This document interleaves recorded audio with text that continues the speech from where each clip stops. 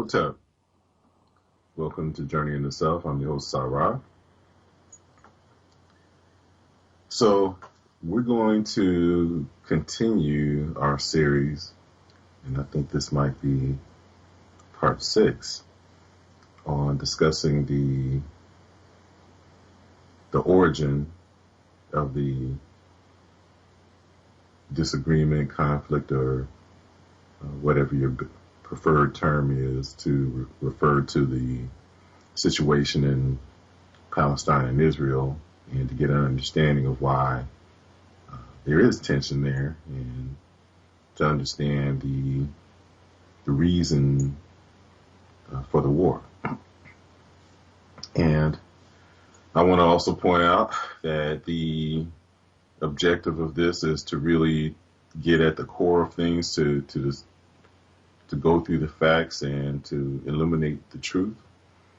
It is not to cast aspersions on any particular group of people, but is to really just to uncover, the truth of what has occurred, and truth should be spoken, and particularly when there are issues between groups of people, cultural groups, racial groups, or whatever. The only way to be able to come to any kind of resolution is to be on truth, and righteousness, and so it's important for there to be an acknowledgement of what the truth is, behind any conflicts, in order to be able to come to terms on, what should happen. And that's one of the problems that we have, with racism in general, is that the progenitors of racism, the perpetrators of racism, prefer not to delve into the historical nature of the conflicts, which have brought us to this point, and that is consistent, throughout, whether it be the people who refer to themselves as Jews, or just our issues with white people in general. And when I say our, I will say include the majority of people of color, whether you would refer to us as black people or indigenous, or what have you. For the most part, all peoples who are not considered to be white have had issues and conflicts with those who would be categorized as white. And so the beginning of being able to come to any kind of resolution is to really to get acknowledgement of what has actually occurred, so that we can go forward. So that's the objective of this. Again, it's not with the intent of casting any dispersions on people. It's really just to get at the core of the truth. So, excuse me. So we're going to continue basically picking up where we left off, and just to kind of give a quick overview of things. We've gone into discussions in the past about, who actually are those who refer themselves to be Jews. We've talked about the fact that those who are primarily referred to as Jews today do not have an ancestral connection to Palestine, Israel, or what would have been the historical Canaan, which was originally populated by black people, if you will. Okay, so they don't have a historical connection to that, and we explore the fact that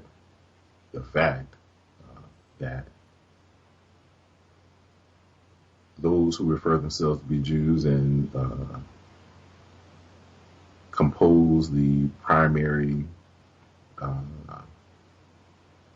population of Jewry and the primary population in the country of Israel, in particular, are descendants of a group of people who originate from the land of Khazar, which was a kingdom located above the Caucasus Mountains. And the Kagan or king of that land made a political decision to adopt and convert his people to the religion of Judaism. His rationale for making that decision, again, was a political decision, was the land of Khazar had become powerful, particularly from a military standpoint, and had defeated Arabs who were looking to conquer lands, and they had also defeated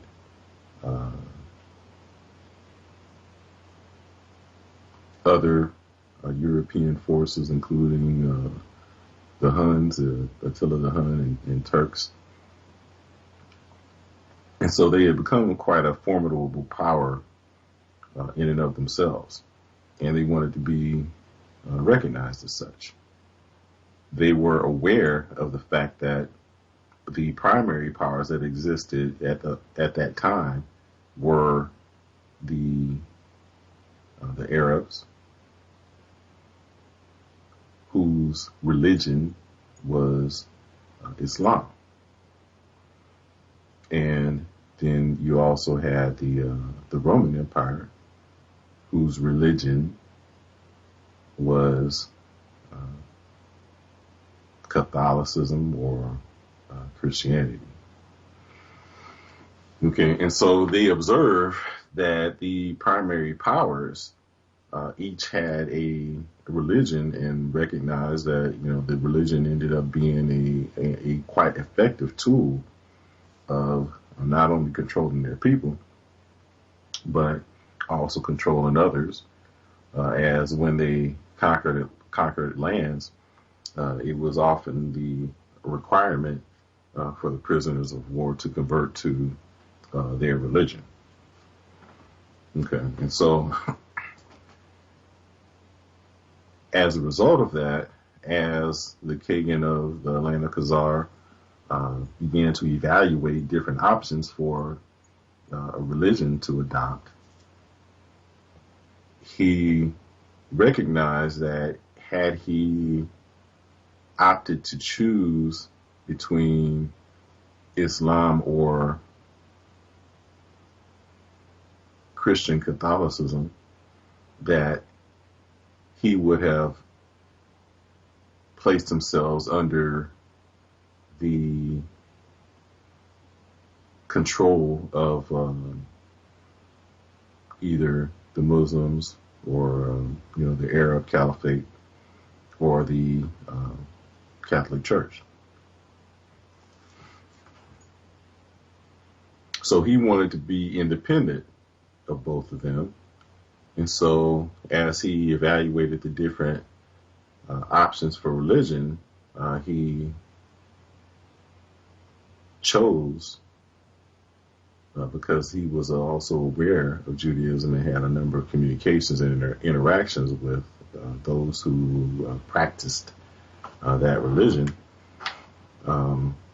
ended up opting to choose the religion of Judaism, which was not even at that time referred to as that, as Judaism, as we explored in prior shows.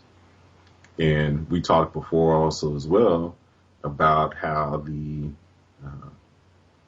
religion ended up evolving to what it ended up becoming. We talked about the influence of the priests and how they continually made changes to the tenets of the religion, which led to codes that were laid down and came down as to be known as the Babylonian Talmud and the Jerusalem Talmud. Okay, and those are, the codes of conduct, which can always be changed. They're considered to be, quote unquote, inspired by God, but they're really the dictates of the priesthood. So it's essentially whatever they decided to be. And you could say then, though, it is a mechanism to basically empower themselves. And if you really, were to just study the Torah and compare and analyze the respective Talmuds, you will see the influence that they have had on the Old Testament, and you will be able to notice, how it evolved, that they would end up creating a doctrine which made them to be the chosen people, because as we discussed, at the time that evolution began, there was more of a spiritual acknowledgement of the oneness of humanity. So most of the religions, particularly once you go through, past and into the esoteric aspect of it, it is, the acknowledgement of the oneness of humanity, the oneness of spirit. Okay, and so this interpretation and I guess became a divergence of religious thought, where these people were setting themselves apart and creating a doctrine, saying basically ascribing the chosen people, chosen by God theory, or not doctrine rather, which was not communicated by any divine source. It was created by them and ascribed a divine origin. Okay, and so we're going to move forward, after just basically laying down that brief recap of what we've discussed before. We're going to fast forward into what has led up to the circumstances that are going on in Israel, which has its root in the formation of the state of Israel in the land of Palestine. Okay, and so we're going to move on to where, I think we talked last time about how the Zionists were in discussions with the British government and the American government, and we're looking around the time of World War I, and how the United States ended up getting into World War I, because initially the United States was not involved in World War I. And so we're looking at, how did the United States get into World War I? What was going on behind the scenes, particularly of with respect to German so-called Jews, and the decisions that they made in order to be able to convince the American and British governments to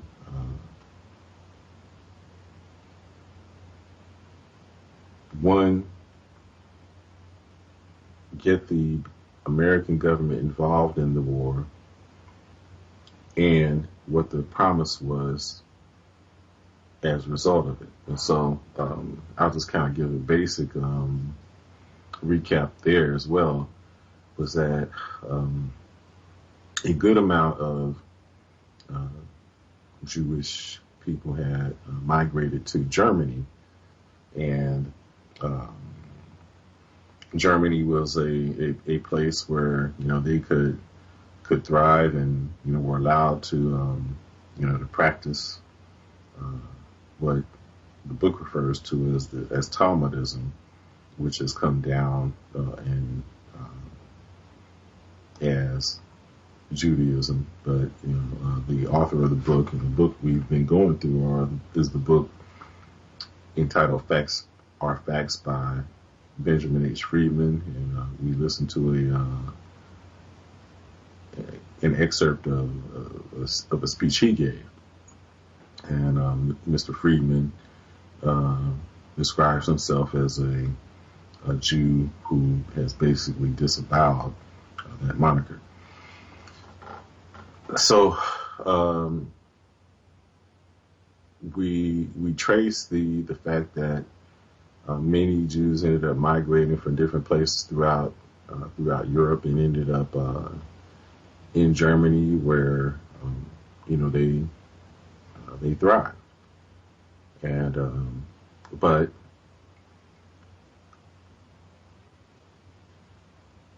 with the advent of the Zionist movement, that movement was about finding a homeland for Jews for just them to migrate to. And so in the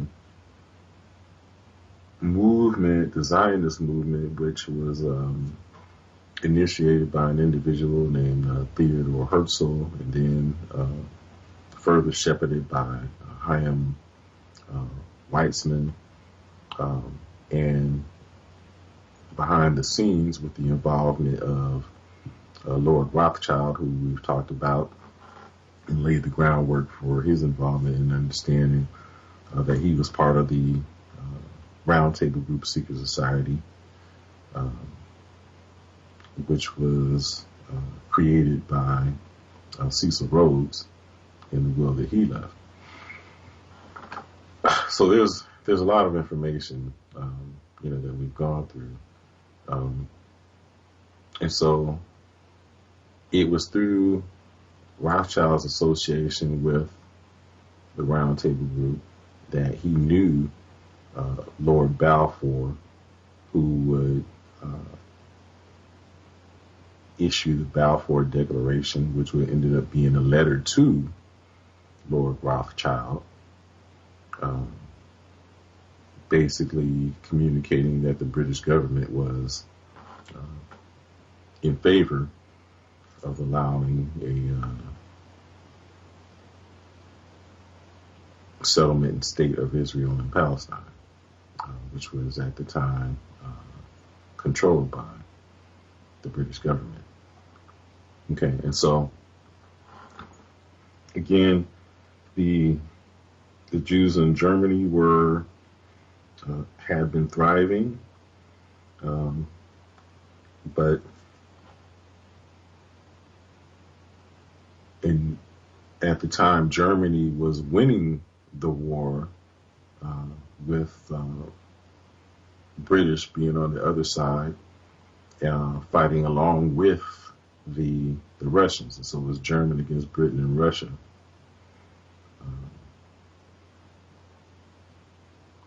And Germany was winning.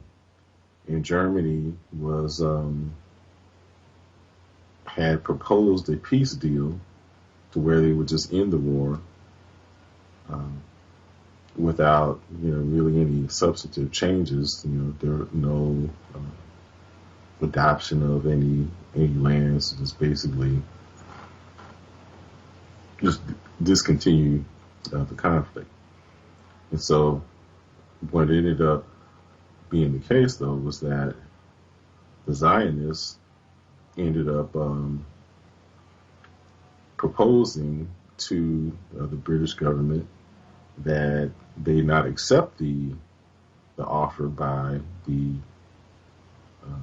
Germans to end the conflict, because they felt that they could convince the United States government to enter the war, and if they were to do so, they could guarantee that they would win the war with the involvement of the United States government. But the condition for them to do so was basically a guarantee from the British government that they would support a Jewish settlement and establishment of a Jewish state in Palestine, thus the Balfour Declaration. Okay, and so the British government ended up agreeing to that.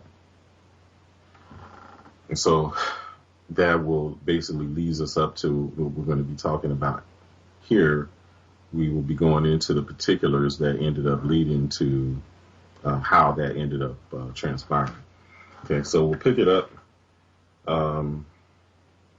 where last time we were talking about the fact that the current United States president was Woodrow Wilson, and he was approached by an individual named Samuel Untermeyer, who basically had some information on President Wilson, that he had had an affair with the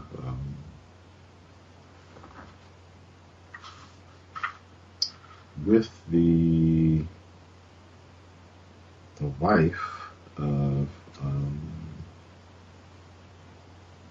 one of his neighbors.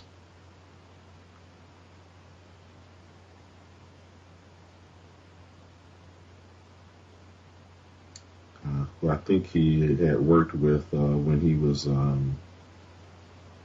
professor at Princeton University. Yeah. So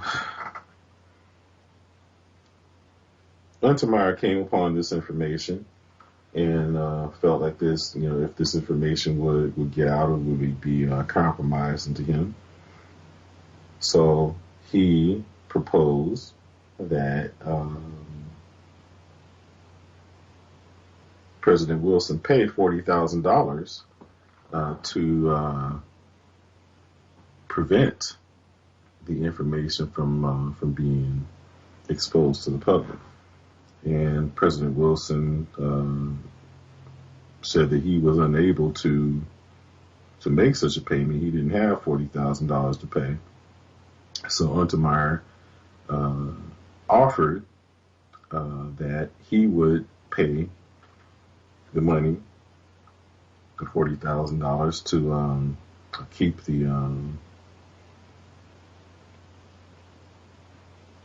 keep the situation quiet and to prevent her from revealing the nature of their relationship, that he would pay on President Wilson's behalf on the condition that he owe him a favor. Okay, and so we'll go into understanding what the favor ended up being. Okay, and so Untermeyer ended up paying, and we'll pick up where the book on page 90, and again the book we're reading from is Facts Are Facts by Benjamin H. Friedman. And it says, he paid the money out of his own pocket in the hope that it might bring to pass a dream close to his heart. A Talmudist Jew on the United States Supreme Court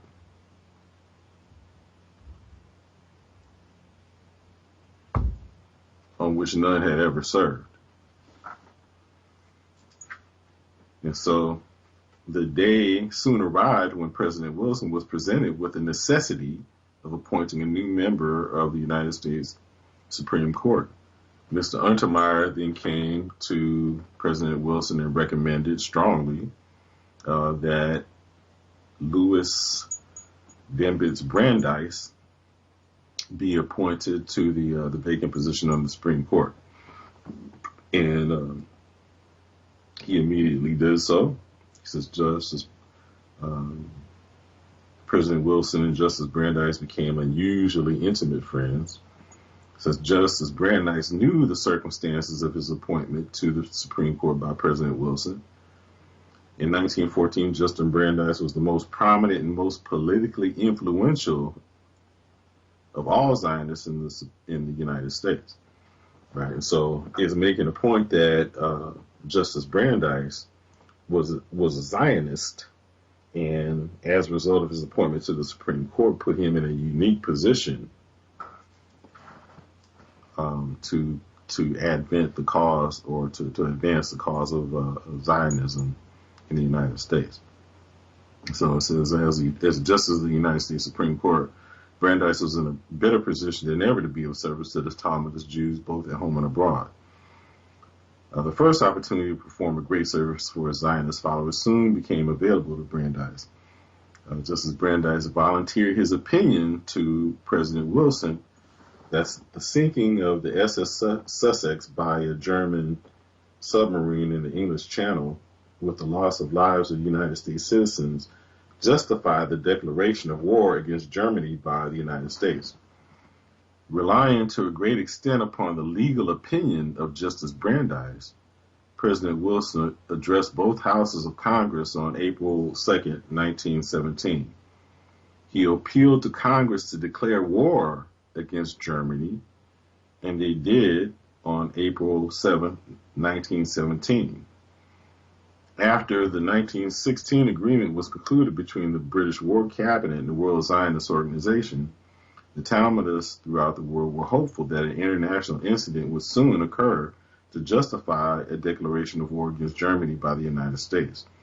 The declaration of war against Germany by the United States guaranteed the Talmudists throughout the world that Palestine was to be turned over to them upon the defeat of Germany.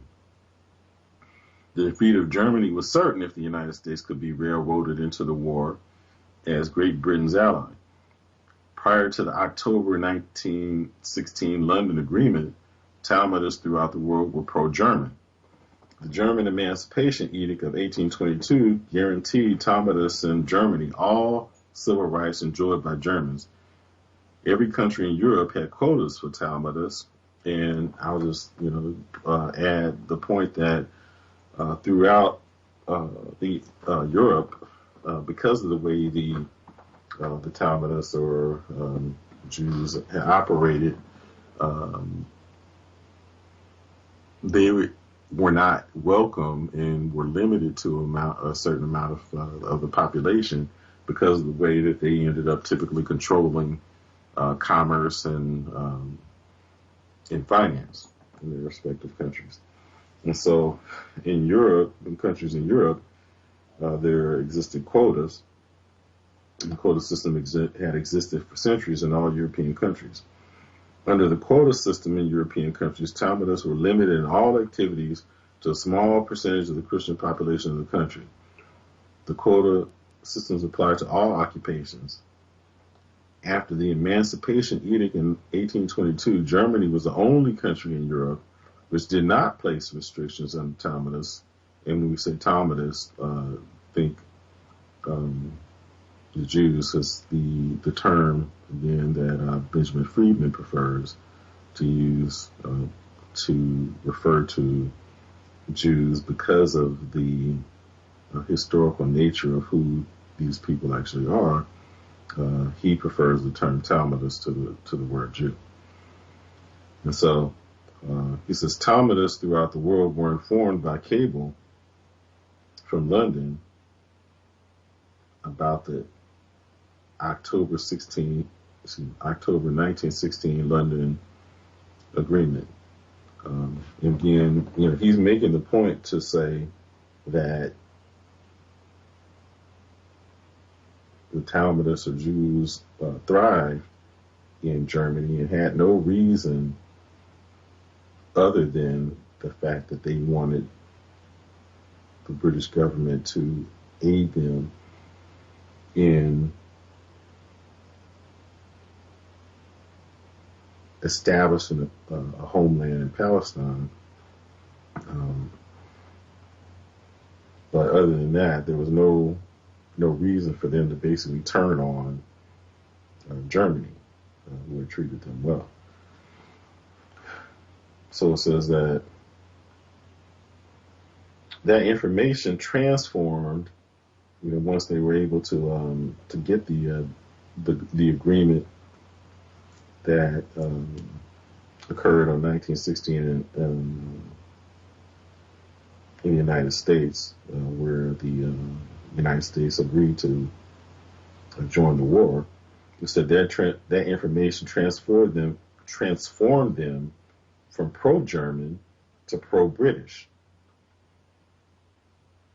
Great Britain then placed at the disposal of Talmudists in London their secret codes and worldwide cable facilities to inform Talmudists throughout the world about Great Britain's pledge to turn over Palestine to them as compensation for railroading the United States into the war in Europe as Great Britain's ally in their war against Germany.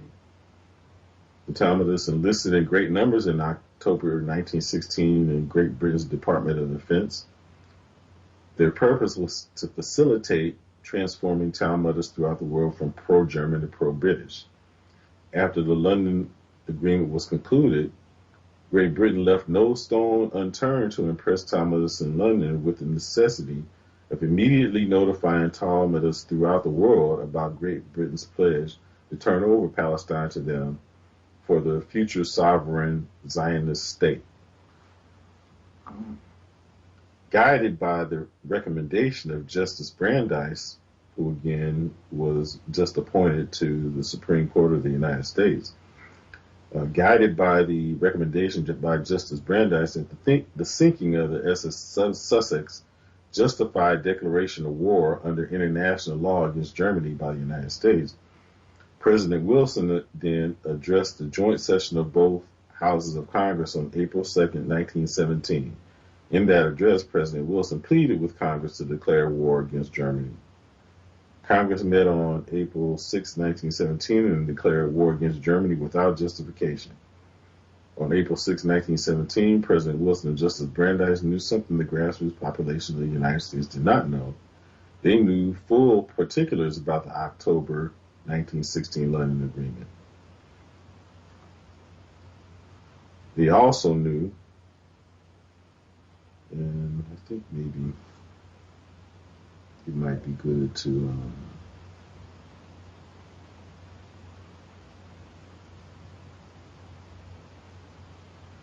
get into the nature of what that agreement was. But let me continue to read on. Okay, so where was I? Okay. So they also knew the declaration of war against Germany by the United States activated this agreement, and that the Talmudists of the world would not have long to wait for Palestine, their sovereign Zionist state, if their plan worked. On the same day, Wilson and Brandeis knew something else the grassroots population of the United States did not know. They knew that the declaration of war by the United States against Germany discharged President Wilson from his obligation to his blackmailers. Wilson's declaration of war was to satisfy his commitment to his blackmailers. There was seldom any address made to Congress that stirred the people of the United States in the war as did President Wilson's April 2nd, 1917 plea to Congress to declare war against Germany. Wilson was aware when he addressed Congress that Germany had not committed any act against the United States which justified a declaration of war by the United States against Germany under international law.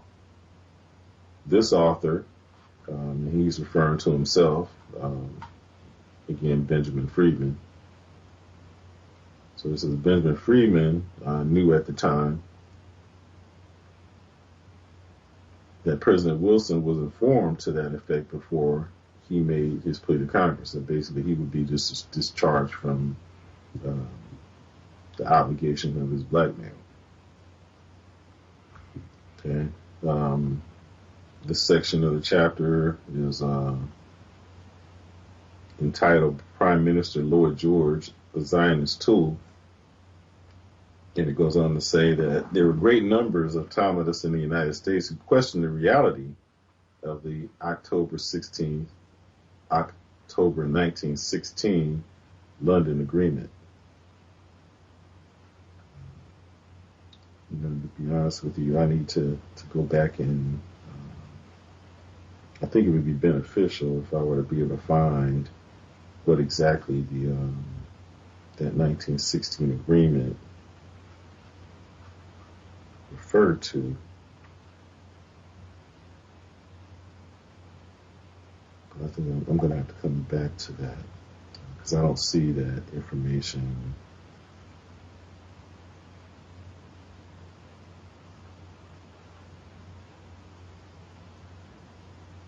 Here. But I think it's really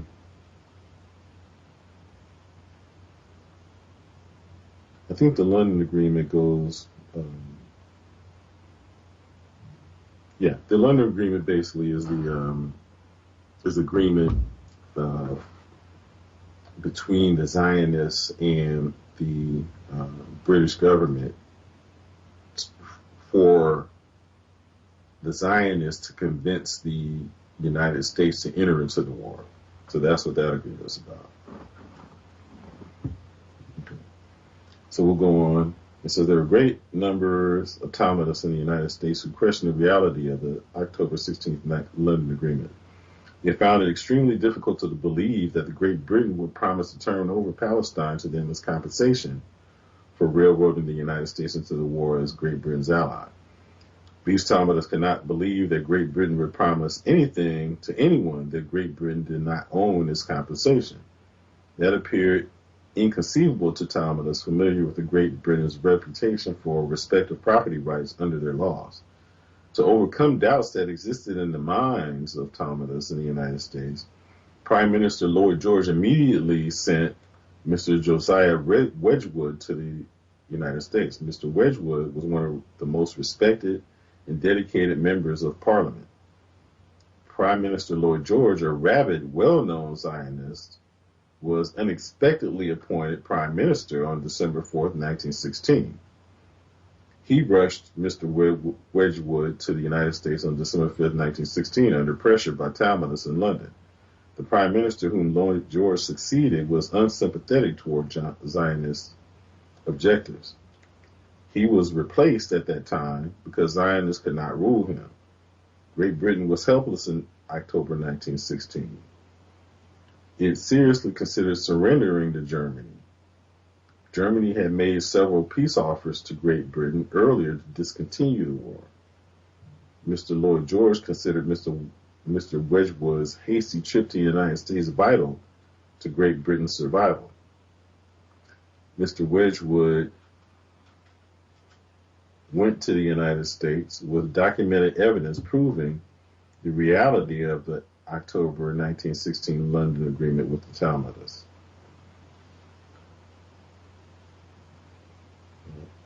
The next section of this chapter is entitled Colonel House and a Conspiring Enigma. Mr. Wedgwood arrived in the United States on December 23rd, 1916, and upon his arrival he was met at the pier by Colonel Edward Mandell House.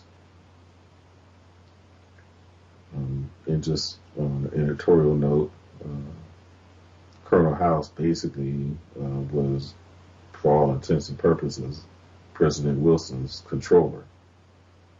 And I'll go on. The book pretty much says, and I'll just go on, but Colonel House was an agent, was known to be an agent of the House of Rothschild. So it goes on to say Colonel House in early life negotiated cotton purchases in the United States for Rothschild interests in Great Britain. Colonel House did not claim or disclaim his Talmudist ancestry to this author, that being Benjamin Freedman.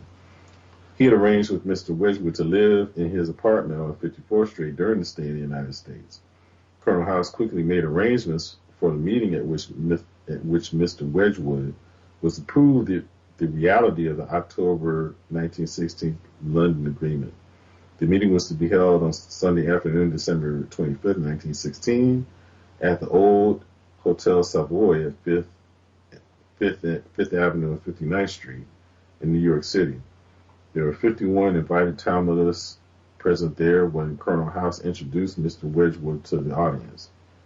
Mr. Wedgwood then presided, who went on to present evidence that left no doubt in the minds of the 51 Talmudists present about the reality of the October 1916 London Agreement.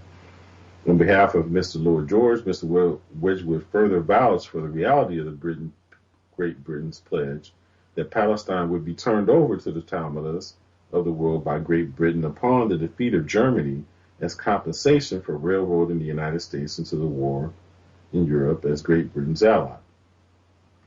After concluding the October 1916 London Agreement, Talmudists in England were invited by Great Britain to take an increasingly active participation in Great Britain's Department of Defense for the duration of the war. The Talmudists who accepted the invitation were trained as experts in the use of Great Britain's codes and Great Britain's worldwide diplomatic cable facilities. The available data in Great Britain's archives for World War I will dispel all existing doubt whether the information cabled to Washington from London, alleging the sinking of the SS Sussex and the loss of United States lives, was the invention of Talmudists in London in Great Britain's Department of Defense to facilitate and expedite railroading the United States in the war in Europe as Great Britain's ally. And so what they're saying here is that they basically made up the story about the sinking of the USS Sussex by Germany as basically propaganda to convince the United States people to support the interests of the United States into the war, and that was used by President Wilson as justification for the United States to enter into the war. And so they're saying that basically that it was the Talmudist Jews who are now working in the Department of Defense for Great Britain who came up with this story. He says it was confirmed by other equally reliable sources for information on the subject by qualified United States experts. The reality of the October 1916 London Agreement was known to Germans shortly after it was concluded. In fact, on the same day, Germany thereafter exercised great care, both on land and on sea, not to commit any act which under international law could provide the United States with justification to declare war against Germany. German military and naval commanders leaned over backwards in their efforts not to provide the United States with that justification, and they were successful. In the crisis of October 1916, Germans had reason to feel if the war in Europe continued a few more months without the entrance of the United States into the war, that Great Britain would be compelled to surrender to Germany by circumstances beyond Great Britain's power to control. Germany made another peace offer to Great Britain in October 1916. Great Britain this time welcomed the offer, but it was declined like several previous peace offers. In referring to the declaration of war against Germany by the United States, Sir Winston Churchill said in an interview with a prominent editor, published in Scribner's Commentator in 1936, that he could never understand why he put us in 1917, referring to President Wilson. In that interview, Sir Winston Churchill stated further America should have minded their own business and stayed out of out of the World War. If you hadn't entered the war, the Allies would have made peace with Germany in the spring of 1917. Had we made peace, there would have been no collapse of Russia, followed by communism, no breakdown in Italy, followed by fascism, and Germany would not have signed the Versailles Treaty, which has enthroned Nazism in Germany. If America had stayed out of the war, all of these isms wouldn't be sweeping the continent of Europe, breaking down parliamentary government, and if England had made peace early in 1917, it would have saved over 1 million British, French, American, and other lives. Germany's peace offer to Great Britain asked for neither indemnities nor reparations. Germany offered to restore the territorial status and political independence of every country with whom Great Britain was at war, as they existed in 1914 when the war in Europe was started. Germany demanded no benefits. So in their settlement, they weren't asking for any kind of compensation or change in territory or anything. They just basically were seeking to end the war and just have peace. So it goes on to say, Talmudist Jews select America's ally for the First World War. Germany's October 1916 peace offer was on the table before the British War Cabinet, which as we discussed, had now been populated by Talmudist Jews. And it said it only needed one signature to end the war. Great Britain would have quickly accepted Germany's peace offer if the World Zionist Organization had not interfered. The British War Cabinet was then taking their instructions from Talmudists in London. When the British War Cabinet decided to accept Germany's peace offer, the World Zionist Organization offered to railroad the United States into the war in Europe as Great Britain's ally if Great Britain proposed the Talmudists of the world Palestine as compensation after Germany's defeat with the United States as an ally. So they're saying here that initially the British government had accepted Germany's offer of peace, but was talked out of it by the Talmudist Jews by their offer to, and that's what they're referring to with the by that 1916 agreement for the Zionists to convince the United States to enter into the war.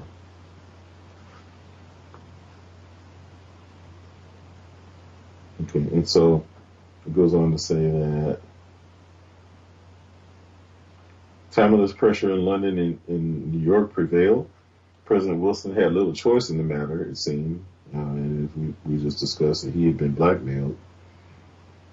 He was the captive of the circumstances in his early life and could not be altered. His April 2nd, 1917 address to Congress was about to decide the fate of the world, and Congress, without hesitation, declared war against Germany for him. The Germans attributed their crushing defeat in World War I to the entry of the United States in the war in Europe as Great Britain's ally. Germany considered the October 1916 London Agreement, which again was the agreement between the Talmudists and Great Britain for the Talmudists to convince the United States to enter into World War I. And so Germany considered that October 1916 London Agreement a stab in the back by the Talmudists of the world. And again, they considered it as such because they were allowing the Talmudist Jews who lived in Germany to thrive and let them do whatever they wanted to and had no quotas as it had existed in other parts of Europe. Okay, and so we discussed about the Emancipation Edict in Germany, and so it says, in view of the Emancipation Edict in Germany in 1822, Germans regarded the London Agreement as a double cross by time others in Germany. Quota systems then existed in all other countries of Europe, but there was no quota system in Germany after the Emancipation Edict of 1822 for time others.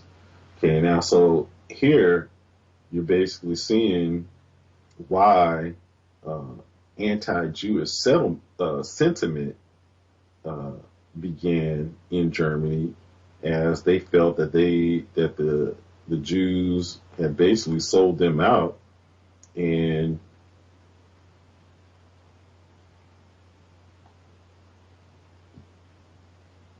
that they created the circumstances for them to be defeated in World War One. And not only were they defeated in World War One, but it also, as I think the book will go on to say, that it also led to the destruction of the economy of Germany, as they also designed this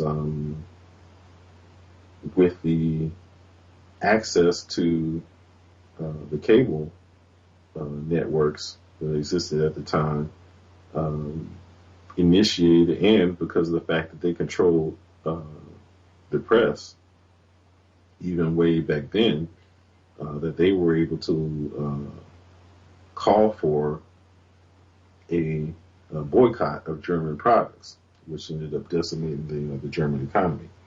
And so it goes on to say, Talmudist Jews promote Germany's victory, then stab them in the back. The Kaiser provided the World Zionist Organization with the offices for their world headquarters in Berlin.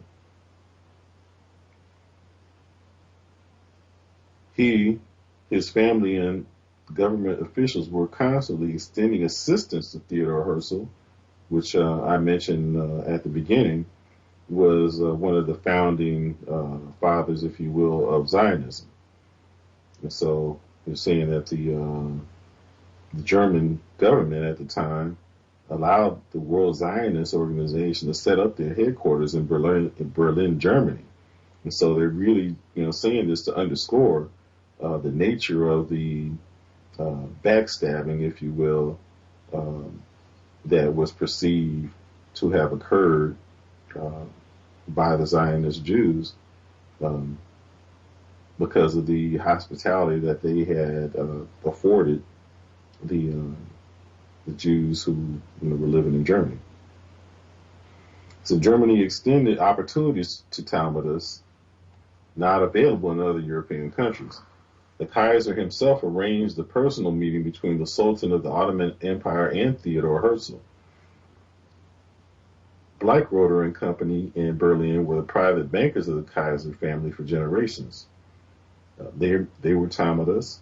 Warburg and Company of Hamburg were the world's leading largest merchant bankers. Mind you, it is Paul Warburg, who was an agent and close associate of Lord Rothschild, who was the first, who was sent to the United States to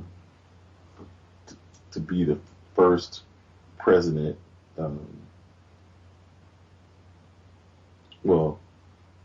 He was sent to the United States to establish the Federal Reserve System, by first creating the legislation to establish the Federal Reserve, and he ended up becoming the first president of the Federal Reserve in New York. That's just kind of a side note. So they were Talmudists. Warburg and Company of Hamburg were the world's largest merchant bankers. They were Talmudists. The head of the German General Electric Company, then the world's largest industrial enterprise, was a Talmudist. The head of the Hamburg American, North American, Lloyd steamship companies, the two largest steamship companies in the world, second only to the Cunard line, was a Talmudist.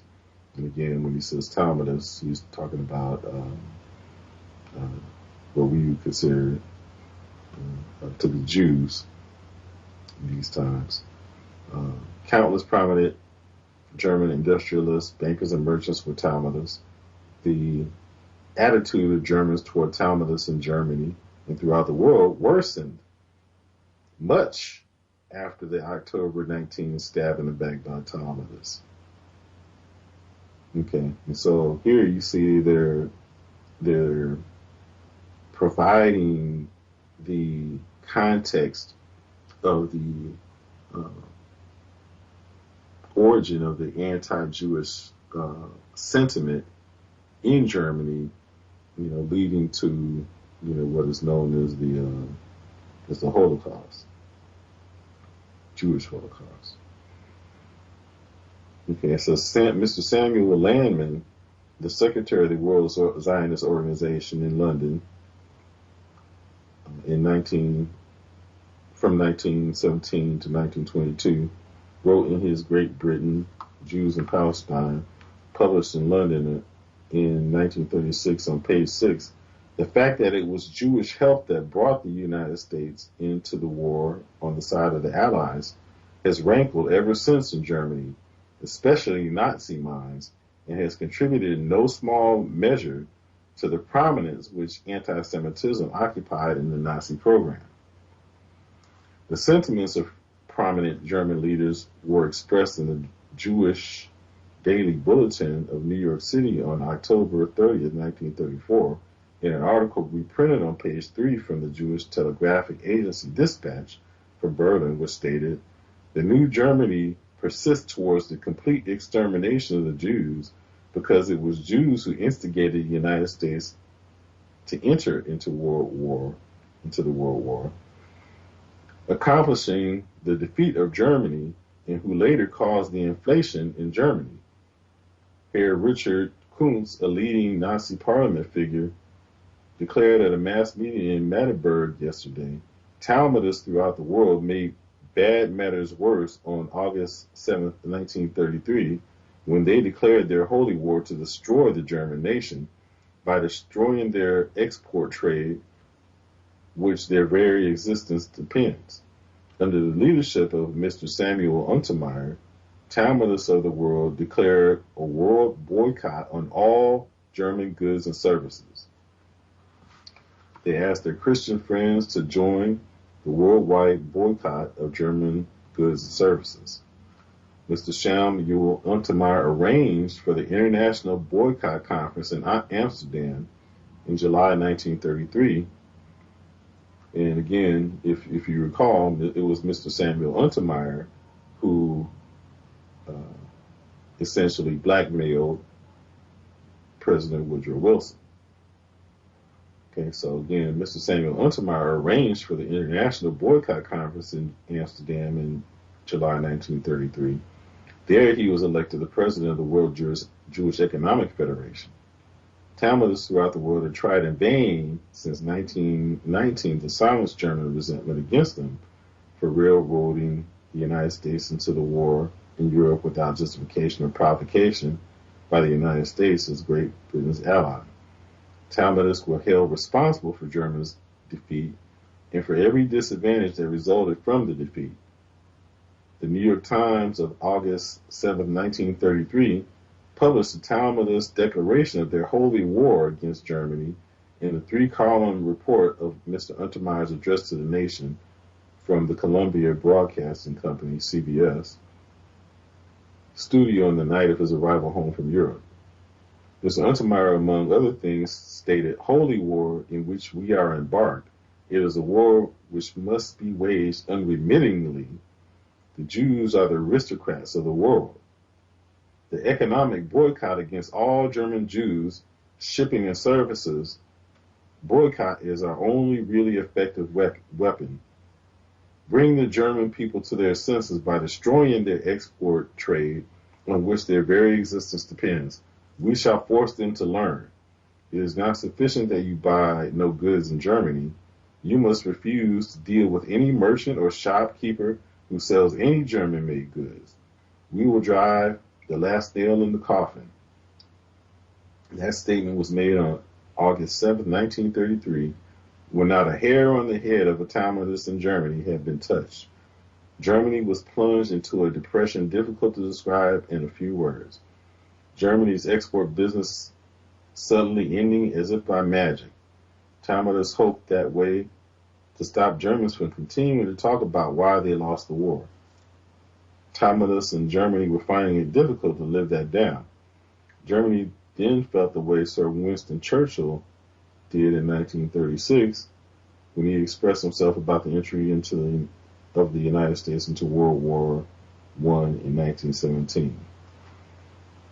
It says the Zionist worldwide boycott against German merchandise creates a domestic crisis.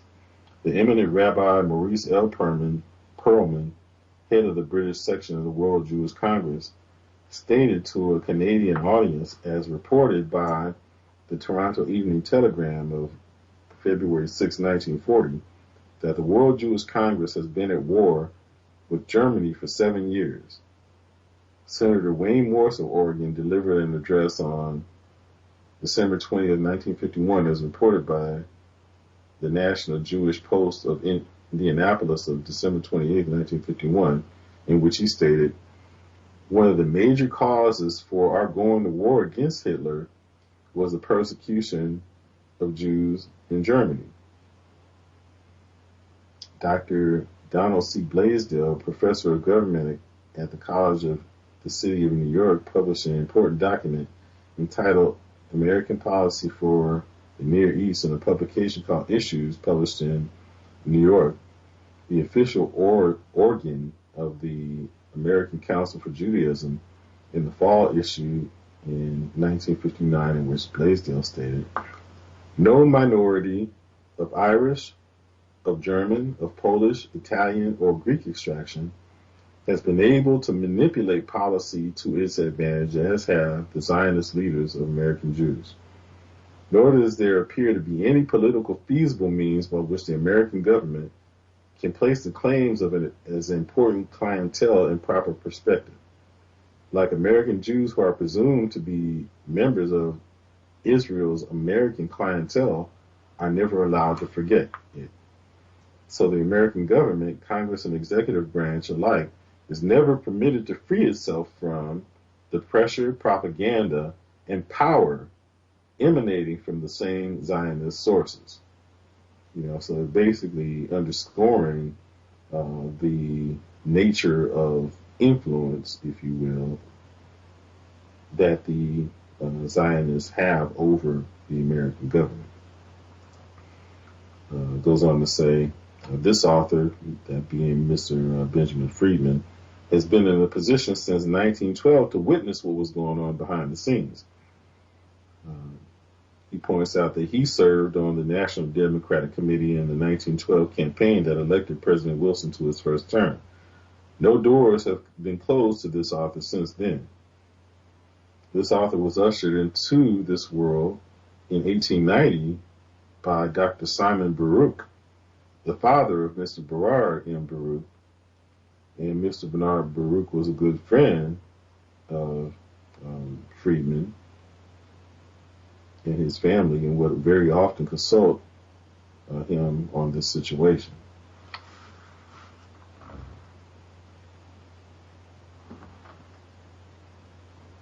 Let me know how much more time we have, Brother Jamal, because there's still a bit more material to go through. It says Franklin Roosevelt manipulated by Talmudist Jews. It says Franklin D. Roosevelt was a captive of Talmudists from the time he went to Albany as governor of the state of New York. It says President Roosevelt was long beholden to the Talmudists.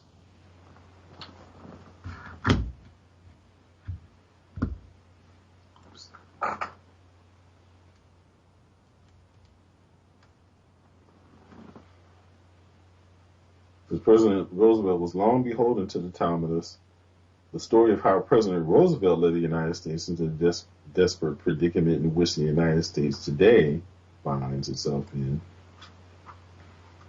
the Middle East is not a long story. It is the story of how President Roosevelt railroaded the United States into the Second World War. Germany, let's leave it there. You know, it's because we've basically just gone into how President Wilson got the United States into World War One, and we, outlined, how he was basically blackmailed into that by the Zionist forces as a result of the agreement that they entered into with the British government to bring the United States into the war.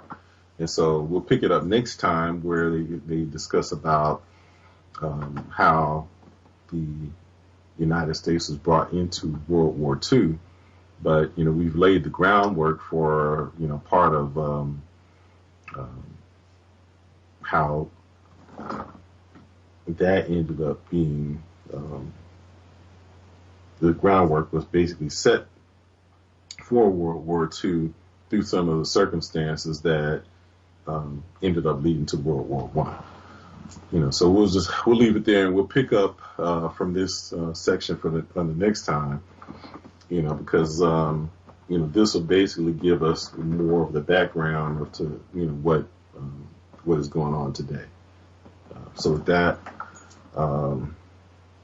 thank you for listening. I hope you found this informative. Again, the book that we've been reading from is Facts Are Facts by Benjamin H. Friedman. So again, I hope you found this illuminating, and we'll see you next time. Your journey in the South. Good time.